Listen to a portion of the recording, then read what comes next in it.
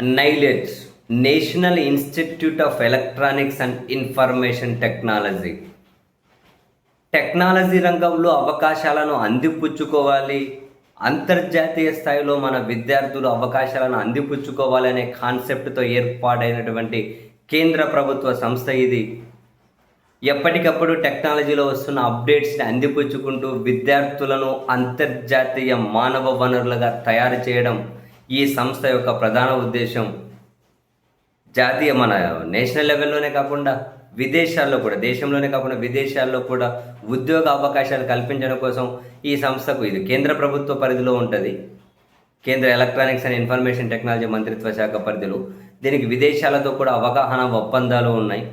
So ఇందులో train అయిన విద్యార్థులకు దేశంలోనే కాకుండా విదేశాల్లో కూడా ఉద్యోగాలు వచ్చే అవకాశాలు మెండుగా ఉన్నాయి.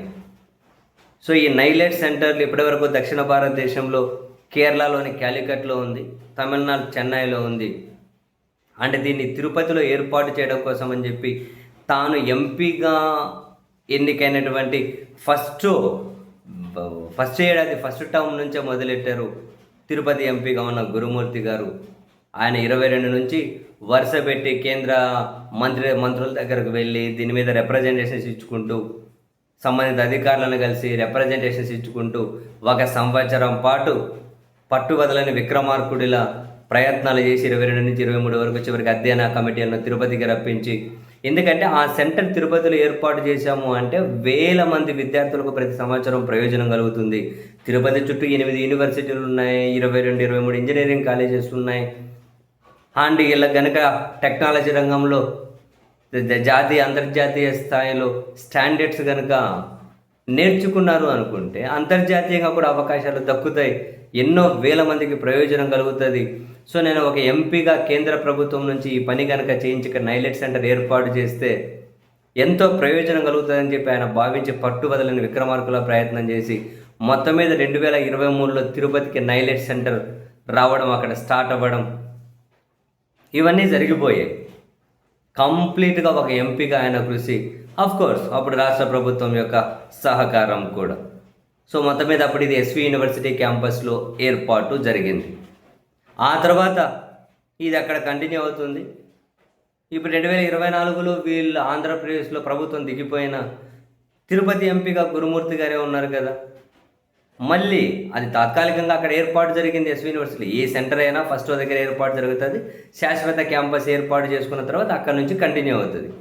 ఈయన 24లో ఎంపీ అయిన తర్వాత మళ్ళీ శాశ్వత క్యాంపస్ అక్కడ ఏర్పాటు చేయండి అని చెప్పి వరుస పెట్టి మళ్ళీ కేంద్రంలో పెద్దలను, మంత్రులను, సంబంధిత అధికారులకు రిప్రజెంటేషన్ ఇచ్చుకుంటూనే ఉన్నారు శాశ్వత క్యాంపస్ ఏర్పాటు కోసం. చివరికి కాన్సర్న్ మినిస్టర్ గారు కూడా దానికి అంగీకరించారు. తిరుపతిలో నైలెట్ సెంటర్కి సంబంధించి శాశ్వత క్యాంపస్ ఏర్పాటుకు సమ్మతించారు. ఆ మేరకు రాష్ట్ర ప్రభుత్వంతో సంప్రదింపులు జరుపుతూ ఉన్నాం.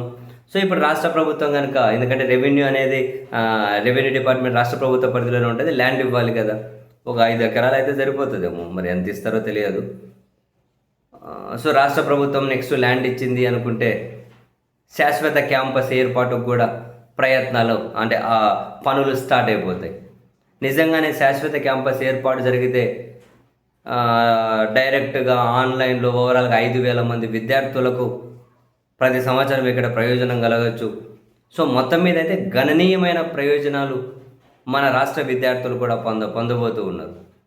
నిజంగా ఎంపీ గారు అయితే చాలా గ్రేట్ వర్క్. అండ్ ఇక్కడ ఈయనను అభినందించాల్సింది ఏంటి అంటే, ఒక ఇష్యూ ఒకసారి రిప్రజెంటేషన్ ఇచ్చి మళ్ళీ 6 నెలలకు సంవత్సరంకు అది ఏమైందని చెప్పి కనుక్కొని దాన్ని వదిలేయకుండా రెగ్యులర్గా ఒక అంశాన్ని ప్రస్తావించారు అంటే దాని మీద రెగ్యులర్గా ఫాలో అప్ చేసుకుంటూ వస్తూ ఉంటారు. ఇప్పుడు తిరుపతిలో నైలెట్ కేంద్రం అని అన్నారు అంటే ఆ సెంటర్ నిర్వహించే డైరెక్టర్ దగ్గర నుంచి ఆ తిరుపతి వాళ్ళందరికీ కూడా తెలుసు నైలెట్ అంటే అదిగో గురుమూర్తి గారు పట్టు వదలకుండా దాన్ని పట్టుకొని సాధించుకొని వచ్చారు అని. అండ్ ఇప్పుడు 24లో ఇప్పుడు చంద్రబాబు గారి ప్రభుత్వం ఏర్పాటైన తర్వాత కూడా ఇక్కడ ఒక శాశ్వత క్యాంపస్ ఏర్పాటు చేయండి అని చెప్పి ఏ అధికారి కేంద్రానికి లేఖ రాసినట్టు నేను చూడలేదు. ఎక్కడే కూడా ప్రభుత్వం ఆ మేరకు కేంద్రంతో సంప్రదింపులు జరిపినట్లు ఒక సింగిల్ లైన్ కూడా నేను ఎక్కడా చూడలేదు. కానీ ఇప్పుడు ఎంపీ గారిని చూడండి, మీరు కొన్ని పత్రికల్లో వార్తలు చూడండి, లేదా ఆయన ఫేస్బుక్ పేజ్లో పెట్టినటువంటి పోస్ట్లో అంటే వరుస పెట్టి దీని మీద అప్డేట్స్ ఉంటాయి. మంత్రిని కలవాలి, రిప్రజెంటేషన్ ఇవ్వాలి, అధికారిని కలవాలి, రిప్రజెంటేషన్ ఇవ్వాలి, దీని మీద మళ్ళీ ఫాలో అప్ చేయాలి. సో ఇది నాకు తెలిసి ఇక శాశ్వత క్యాంపస్ ఏర్పాటు అయ్యేంత వరకు ఈయన దీని మీద పట్టుగానే వదిలేటట్లేరు. వరుస పెట్టి నిజంగానే ప్రజాప్రతినిధులు అంటే ఈ విధంగానే ఉండాలి. ప్రజా ప్రయోజనాల కోణంలో రెగ్యులర్ ఫాలోఅప్ ఉండి తీరాల్సిందే. ఏదో ఒకసారి ఫోటో సెషన్ కోసం ఒకటి ఇచ్చేసామా, ఇవి మన పని అయిపోయిందా, దాన్నే ప్రచారం చేసుకుంటూ ఉందాం, అట్లా కాదు. Regular follow-ups. ఇది కేంద్ర ప్రభుత్వ పరిధిలోది. ఒక ఎంపీగా ఆయన నిత్యం ఢిల్లీలో సంబంధిత అధికారులతో, కాన్సర్న్ మినిస్టర్లతోటి సంప్రదింపులు జరిపి వాళ్ళని కలిసి నెక్స్ట్ రాష్ట్ర ప్రభుత్వానికి వాళ్ళు లేఖ రాశారు. దీని మీద ప్రతిపాదనలు మేము ఏర్పాటు చేయడానికి సంసిద్ధంగానే ఉన్నాం, నెక్స్ట్ ల్యాండ్ కావాలి అని సంప్రదింపులు స్టార్ట్ అయ్యాయి. సో ఈరోజు కాకుండా రేపు కాకుండా 2 సంవత్సరాలైనా శాశ్వత క్యాంపస్ ఏర్పాటు జరుగుతుంది. 1000 మంది విద్యార్థులకైతే ప్రయోజనం కలుగుతుంది. వెల్ డన్, నిజంగానే గ్రేట్ వర్క్ ఎంపీ గారు.